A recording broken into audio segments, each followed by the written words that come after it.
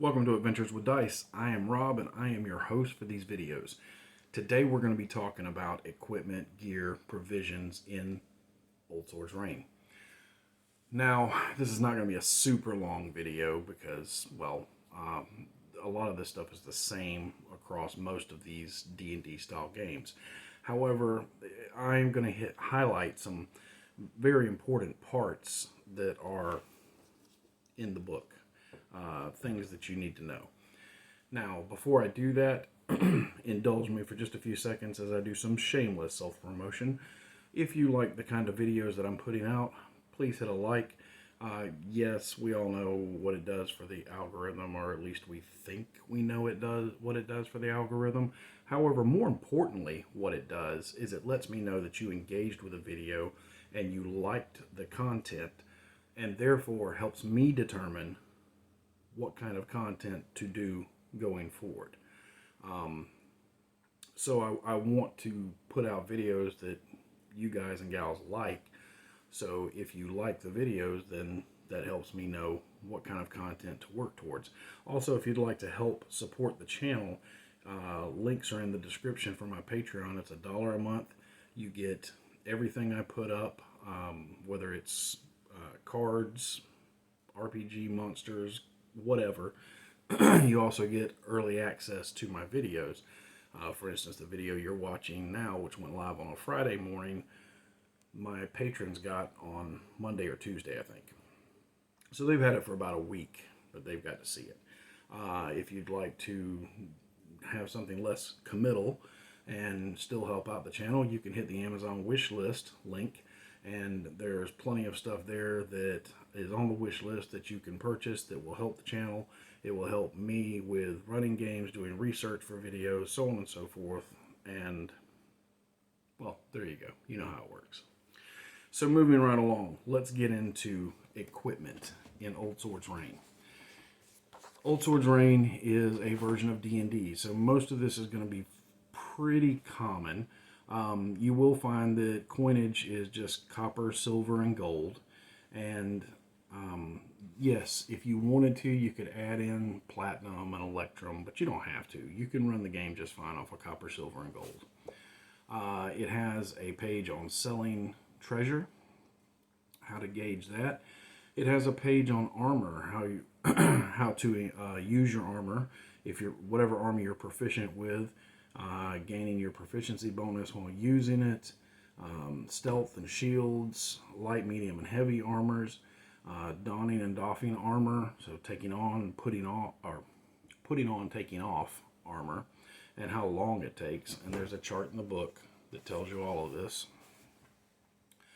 And no matter what kind of armor you get or use, it all adds your dex modifier. The only thing the chart doesn't list, it does list shields, but it doesn't list helmets.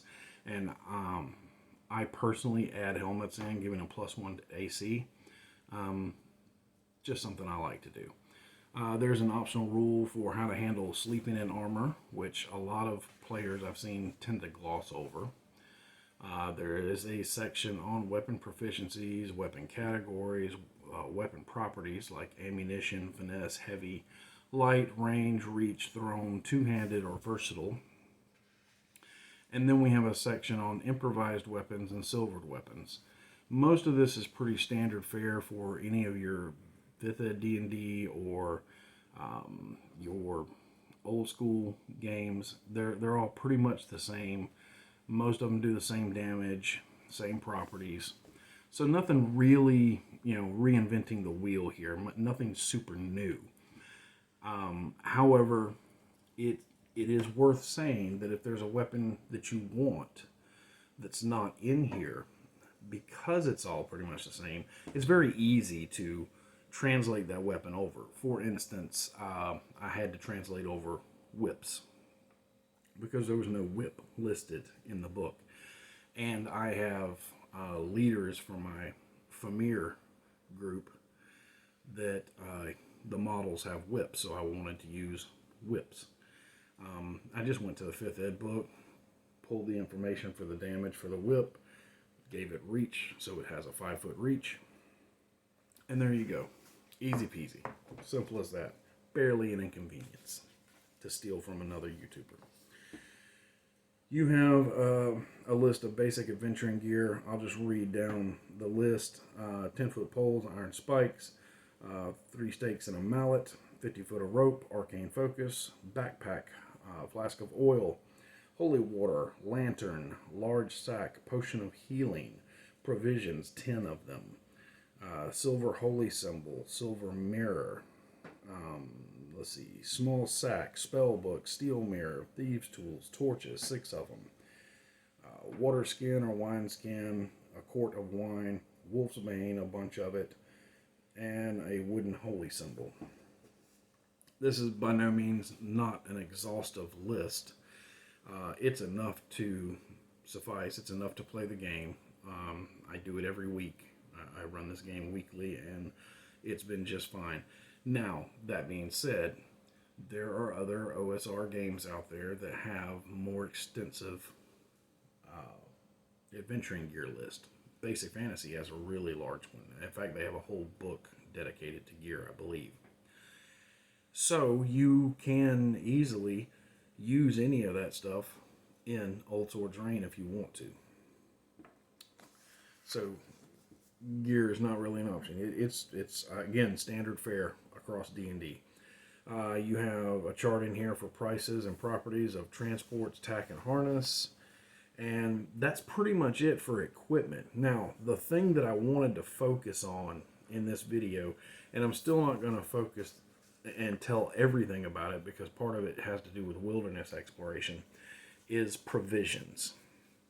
Now, provisions is kind of a new term for these OSR games. A lot of times you're having to focus on, how much water you have or wine or how many rations you have, so on and so forth. All of this has been condensed in Old Sword's Reign to a term called provisions.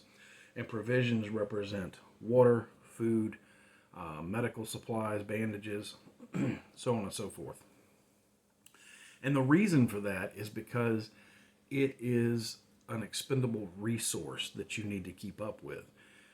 Now, if you're coming from 5th edition or some other, maybe even 3rd edition, they don't really push the resource management aspect of the game.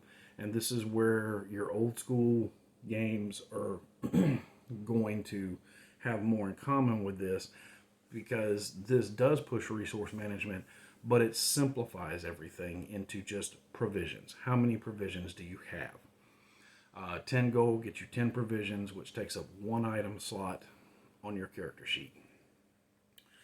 You can take these provisions and you do things with them. Now, let me be clear. When you're in town and safe and you're in between adventures and you're just living in town, there's a chart that we'll look at in the book later on that is about your standard of living, and you choose how much you want to spend for your standard of living. Where do you live? And most of them include your meals and so on and so forth. So you don't have to worry about provisions in that aspect. Provisions really shine when you are in the dungeon, in the forest, in the ruins, or on a hex map, exploring hex by hex. And that is a very integral part of this game, and I would encourage you to try it. But provisions are used in that aspect, like if it takes you a day to cross a hex and you're just traveling, it's 2 provisions a day that you need to use. 1 representing water and 1 representing food. Now, this is if no combat took place. This is simply if you're traveling. You still need to expend provisions. And as a game master, you want to have something like this because it gives your characters things to spend money on.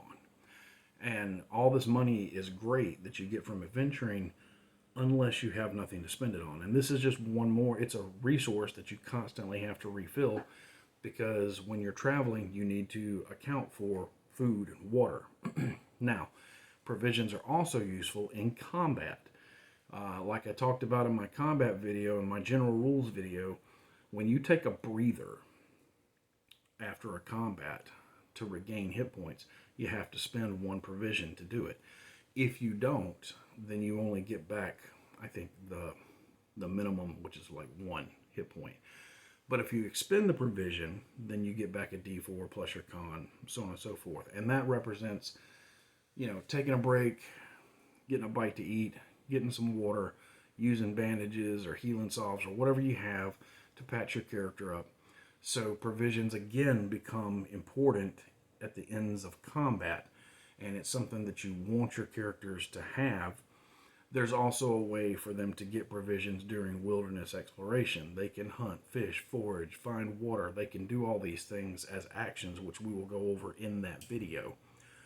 And that's a way for them to get free provisions while they're out in the wilds. But either way, they're going to need provisions to cover their food and water for traveling, or to cover their food, water, and bandages for after a combat. Like I said, either way it's important, but that's how it's simplified in this game. And I say simplified because it's simplified where you're not keeping track of a bunch of different things. You're keeping track of one thing that represents a bunch of different things. But at the same time, it's not glossing over provisions or rations, if you will, to the point that they are no longer important. Because this is designed to play like old school D&D with hex crawls, wilderness exploration, so on and so forth, you are encouraged to focus on that aspect of it. And part of that aspect when traveling is, snacks for the road, bro. You gotta have them. And same thing here. That's what they are. They're not expensive, but you can also find them out on your own as well. Or as my youngest son would say, you can go to the fishmonger in town and see him and get some provisions. But anyway, like I said, most of the equipment in Old Swords Reign is your standard fare equipment and prices for things, just like it is in pretty much all the versions of D&D. The price may be off a coin or two here and there, but that's not enough to break the game one way or the other. You start selling Vorpal swords for 5 gold, and then you're gonna break your game, which is why it's not in here. But provisions is done differently in this game than it is in D&D or most old school games. I can't say every old school game because I haven't read every old school game, but I have read several of them. And most of them don't handle it this well. Now, I think that it handles it really, really well for what I've just explained. And I think it handles it really, really well for the exploration of wilderness, which we're going to go into in a separate video. And you're going to see even more of how provisions are important and how they can get provisions as actions while they are out in the wilds. That's pretty much it as far as equipment and gear go. Like I said, not a super long video, but I hope this clarifies what provisions are. I know a lot of you have bought the book, a lot of you have been reading the book or the PDF, and there's been some great conversation already with me, with Damien, and several of the viewers. I'm glad that everybody who's got it seems to be enjoying it. And if you have other questions about stuff, feel free to drop it in the comments below, and I will get to it as soon as I can. I'll be back next week with a video on spells and magic in OSR. Until next time, my friends, good gaming and good luck.